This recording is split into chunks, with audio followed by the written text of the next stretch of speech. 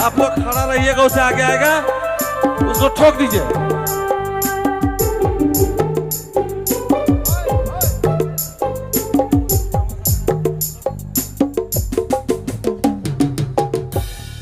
चलो फिर से हमने गीत और संगीत के समुंदर में डुबकी लगाई बटे जाती और मंच में आवाज रजनी जी के लगा थी रोने कर पसंद वाला गीत कर साथ। चलो हमरे कर झारखंड राज्य सोना कर नागपुर कैसा नैया माटी कर मांदर संगे बांस कर बांसुरी जब बाजेला तो कैसा सुंदर हमरे कर दिल गुदगुदाए लागेला।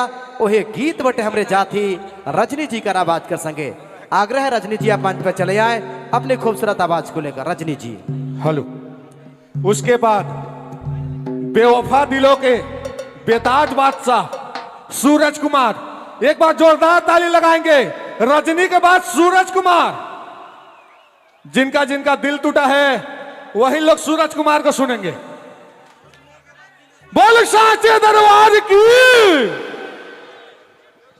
क्या बात है। चलो हमरे कर दी शुरुआत जैसा रोने कर पसंद और फरमाइश हुआ थे वैसने है गीत हुआ थे।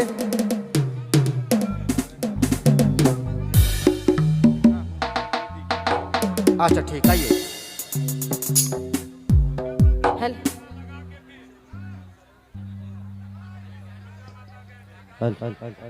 एक बार प्रेम से बोलिए शेरों वाली मैया की। चलो माता रानी की याद करे कर बेरा दुर्गा पूजा समिति बटले खूबसूरत कार्यक्रम। आइए रजनी जी शुरुआत करें आप।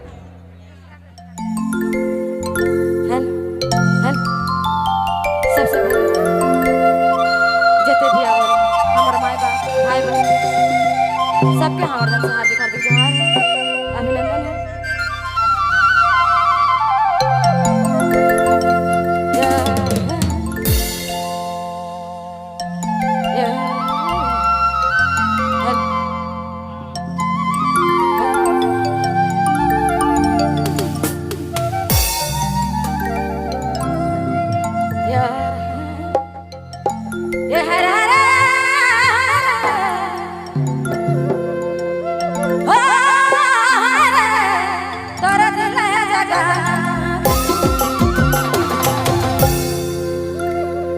तोरा दिल के दबे के ना